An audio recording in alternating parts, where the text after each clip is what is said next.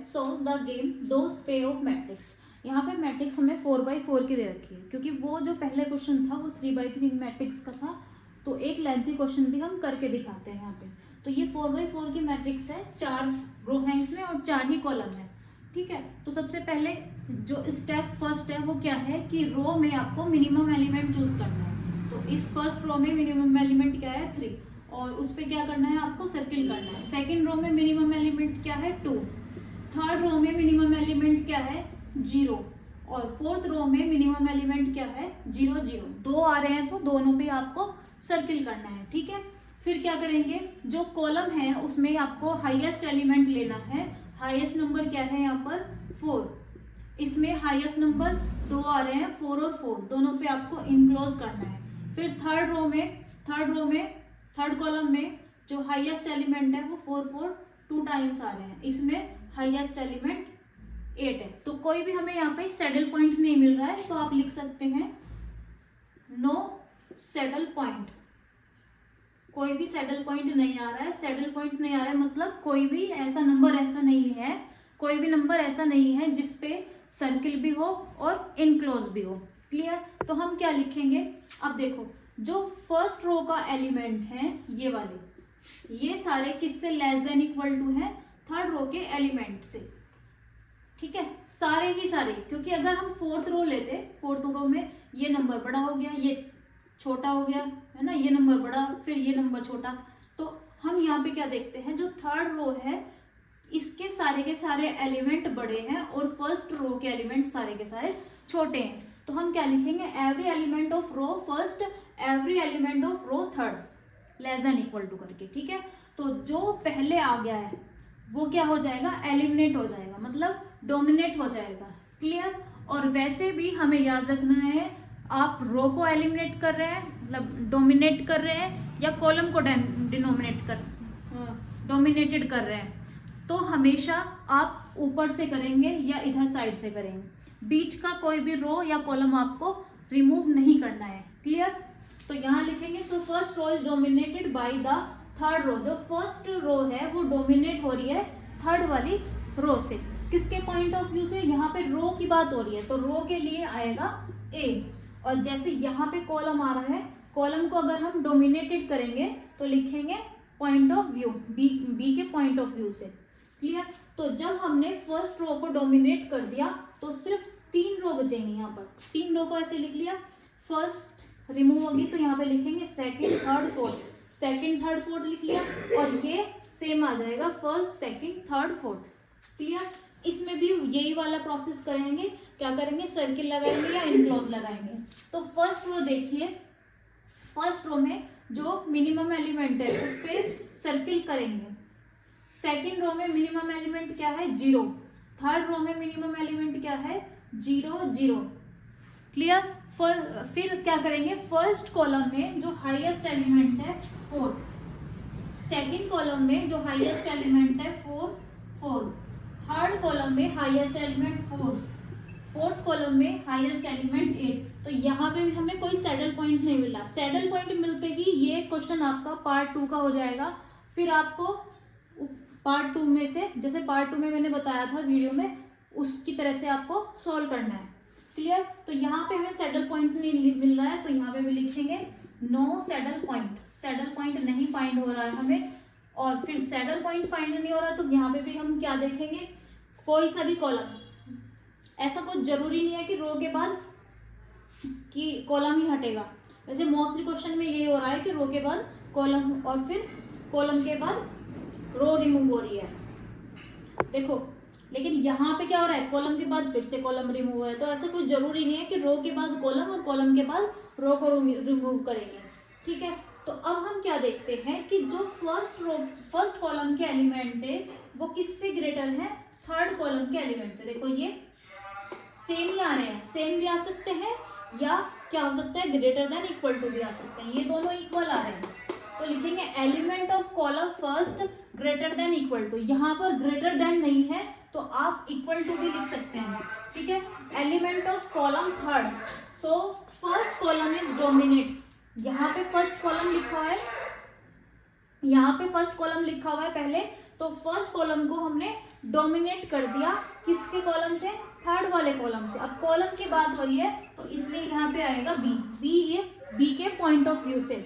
Clear. फिर जब आपका फर्स्ट कॉलम रिमूव हो गया तो सिर्फ कितने कॉलम बचे, 3 कॉलम बचे, उनको ऐसे लिख लिया, और 3 ही रो आ रही है उनको ऐसे लिख लिया। साथ में यहाँ पर नंबर भी डालेंगे, first second fourth, second third fourth और सेकंड थर्ड फोर्थ। ठीक है। अब इसमें भी आपको इसी तरह से इन सर्किल या इन क्लोज करने हैं। फर्स्ट रो में स्मॉलेस्ट एलिमेंट क्या है 2, सेकंड रो में स्मॉलेस्ट एलिमेंट क्या है 2 0, और थर्ड कॉलम में जो स्मॉलेस्ट एलिमेंट है वो क्या है 0।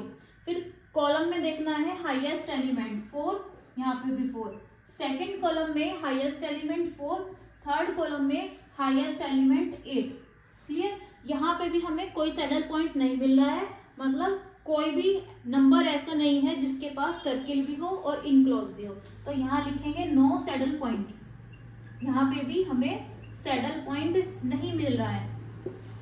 क्लियर। और फिर हमें यहाँ पे देखना है कि हमें जो रिमूव करना है, मतलब डोमिनेट करना है, वो कॉलम को डोमिनेट करेंगे या रो को डोमिनेट करेंगे, क्योंकि लास्ट में जो हमें मैट्रिक्स बनानी है वो 2x2 में की पेओ मैट्रिक्स बनानी है। ठीक है। तो अभी इसका मतलब एक रो हटेगी और एक कॉलम हटेगा इसमें से। ठीक है। तो यहाँ पे हम देखते हैं कि जो इसके एलिमेंट है ये इससे ग्रेटर है, यहाँ पे ये इससे छोटा आ गया, ये बड़ा आ गया, है ना, ये इक्वल, ये एलिमेंट इससे बड़ा है और ये छोटा है। Element of column second column के एलिमेंट थर्ड कॉलम के एलिमेंट से लेस देन है, और ये तो ग्रेटर आ रहा है। देखिए जो सेकंड कॉलम है उसके जो एलिमेंट है ये वाला इससे ग्रेटर है, ये इससे लेस। अगर ऐसी कंडीशन आ रही है कि एक एलिमेंट तो बड़ा रहा है एक एलिमेंट छोटा है, यहाँ पे देखते हैं कि ये एलिमेंट इक्वल है, ये एलिमेंट बड़ा है और ये एलिमेंट छोटा है, तो ऐसी कंडीशन में हम चूज नहीं कर पा रहे हैं ये वाली कंडीशन। एवरी एलिमेंट ऑफ रो, मतलब रो बड़ी है या कॉलम छोटा है। रो की बात करें तो रो में भी ये एलिमेंट इक्वल है, ये एलिमेंट छोटा है और ये एलिमेंट छोटा है, तो या तो हम रो को रिमूव कर सकते हैं यहाँ पे। ठीक है। 2 मेथड से कर सकते हैं, या तो ये वाली रो रिमूव करेंगे, लिखेंगे कि ये वाली जो एलिमेंट है सेकंड रो का एलिमेंट है वो फोर्थ रो के एलिमेंट से क्या है, नहीं ये भी नहीं हो पाएगा क्योंकि ये वाला एलिमेंट ग्रेटर आ गया और ये एलिमेंट स्मॉल आ गया, तो रो को भी एलिमिनेट नहीं कर सकते हम यहाँ पे, है ना। तो क्या करेंगे, देखो इस कंडीशन में हम क्या करेंगे, हम एवरेज निकाल लेंगे। यहाँ पे क्या करेंगे, जो average of B is, B के जो थर्ड और फोर्थ स्टेट है, बी की ये थर्ड और फोर्थ स्टेट है, बस इसका एवरेज निकालेंगे। जैसे 2 और 4 का जो एवरेज है वो कैसे निकलेगा, 2 और 4 को ऐड कर देंगे एंड डिवाइड बाय 2 कर देंगे, तो क्या आ जाएगा 3। फिर इसका एवरेज निकालेंगे, 4 + 0 4 और डिवाइड बाय 2 2 हो जाएगा। फिर इसका एवरेज निकालेंगे, 2 + 0 8 हो जाएगा और 8 को डिवाइड बाय 2 करेंगे तो ये हो जाएगा 4। अब ये जो 3 2 4 आ रहा है ये किससे ग्रेटर देन है, जो बी की फर्स्ट स्टेट जी है, मतलब इससे 4 2 4 इससे क्या है, लेस देन है, सॉरी यहाँ पे लेस देन है, लेस देन है किससे, जो बी की फर्स्ट स्टेट जी है उससे लेस देन है, तो यहाँ पे जो सेकंड स्टेट जी है बी की वो डिलीट हो जाएगी। क्लियर, ये आ गया। अब इसमें भी चेक करना है हमें सैडल पॉइंट मिल रहा है या नहीं मिल रहा है, तो कैसे करेंगे, रो में देखेंगे। सबसे पहले फर्स्ट रो में स्मॉलेस्ट एलिमेंट 2, सेकंड रो में स्मॉलेस्ट एलिमेंट 0, थर्ड रो में स्मॉलेस्ट एलिमेंट 0, और यहाँ पे फर्स्ट कॉलम में highest element 4, second column fourth column में हाईएस्ट एलिमेंट 8। यहाँ पे भी हमें सैडल पॉइंट नहीं मिल रहा है, तो यहाँ लिखेंगे no saddle point, saddle point नहीं मिल रहा है। तो हम देखेंगे कि हमें इस बार तो हमें रो को ही एलिमिनेट करना है, क्योंकि हम लास्ट में कॉलम को एलिमिनेट करेंगे तो एक ही कॉलम बचेगा। लास्ट में हमें क्या चाहिए, हमें चाहिए 2x2 की पेओ मैट्रिक्स, तो ऑब्वियसली क्या होगा, रो ही हमें एलिमिनेट करनी पड़ेगी, मतलब रो ही डोमिनेट करनी पड़ेगी। तो रो को डोमिनेट करेंगे या तो सेकंड वाली को कर सकते हैं या फोर्थ वाली को कर सकते हैं। अब देखिए ये वाला एलिमेंट तो इससे ग्रेटर है, लेकिन ये वाला एलिमेंट स्मॉलेस्ट है, तो अगर ऐसी कंडीशन आ जाए कि एक एलिमेंट तो छोटा आ रहा है और एक एलिमेंट बड़ा आ रहा है, तो क्या करेंगे, फिर भी एवरेज निकालेंगे यहाँ पे भी। तो हमने क्या किया, इसका एवरेज निकाल लिया। Average of A is third and fourth state जी, ये थर्ड स्टेट जी है ए की, इसका एवरेज निकाल लेंगे, कितना हो जाएगा 4 + 0 और डिवाइड बाई 2 2 हो जाएगा, और इसका एवरेज निकालेंगे 0 + 8 प्लस 0 + 8 = 8 एंड डिवाइड बाई 2 4 आ गया। तो इन दोनों का जो एवरेज आ रहा है थर्ड और फोर्थ वाली का, वो 2 और 4 आ रहा है। और इसके जो एलिमेंट है सेकंड फर्स्ट वाले के, मतलब इसके सेकंड वाले के, सेकंड स्टेट जी के जो एलिमेंट है वो भी कितने आ रहे हैं, 2 और 4। तो हम यहाँ पे सेकंड जो स्टेट जी है ए की, उसको डिलीट कर देंगे। अब जब सेकंड स्टेट जी को डिलीट करेंगे तो हमें जो मैट्रिक्स मिलेगी वो 2/2 की पे ऑफ मैट्रिक्स मिलेगी। वो हमें क्या मिलेगी, देखिए वो हमें इस तरह से मिलेगी,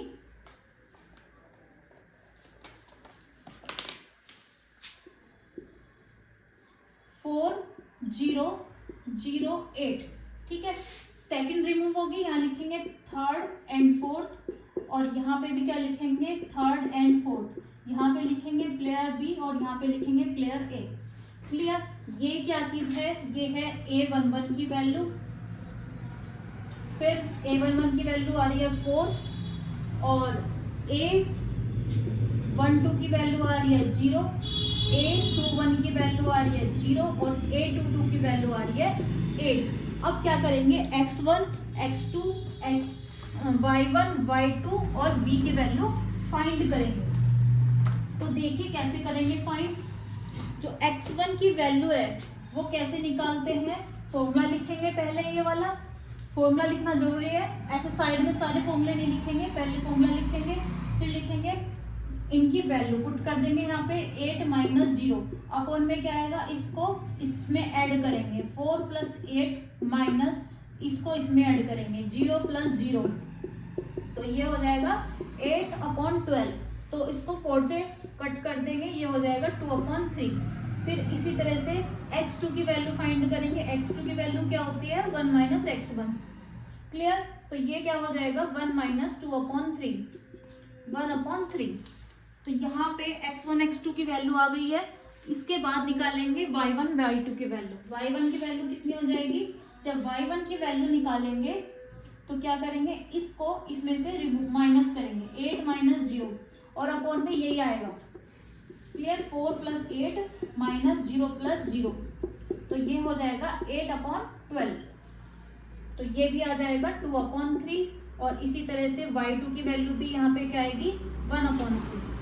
ठीक है, इस वाले फॉर्मूले से फिर निकालेंगे value of the game 2a। Value of the game 2a, ए के लिए गेम की वैल्यू निकालनी है। तो उसका फॉर्मूला क्या होगा, जैसे आप क्या निकालते हैं ना, किसी भी मैट्रिक्स का डिटर्मिनेंट निकालते हैं, क्या करते हैं, इसकी मल्टीप्लाई इसमें कर दें, 4 2 जा 4 8 जा 32 - 0 - 0 अपॉन में क्या आएगा, यही आएगा जो यहाँ पे आ रहा है इसके डिनोमिनेटर में, 4 + 8 - 0 + 0, तो ये हो जाएगा 32/12। इसको 4 से कट कर देंगे 8/3। ठीक है, ये वैल्यू आ गई गेम की। अब इस वैल्यू को हमें वेरीफाई भी करना है। वेरीफाई का मतलब v को चेक करना है कि ये सही आ रही है। तो वो होता है फॉर्मूला इसका A11 x1 + A21 x2। A11 की वैल्यू कितनी है 4 इंटू x1 की वैल्यू कितनी है 2/3, A21 की वैल्यू कितनी है 0, x2 की वैल्यू कितनी आ रही है 1/3, तो ये आ रहा है 8/3। तो वेरीफाई होगी वैल्यू। अब इसके बाद फाइंड करना है ऑप्टिमल सॉल्यूशन। तो यहाँ लिखेंगे ऑप्टिमल सॉल्यूशन इज, देखिए जो हमें लास्ट में मैट्रिक्स मिल रही है वो क्या मिल रही है 3 और 4, यानी कि यहाँ पे जो हमें a की वैल्यू मिल रही है, पहले हम लिखते हैं optimal solution is, optimal solution is, यहाँ पे लिखेंगे ऑप्टिमल स्ट्रेटजी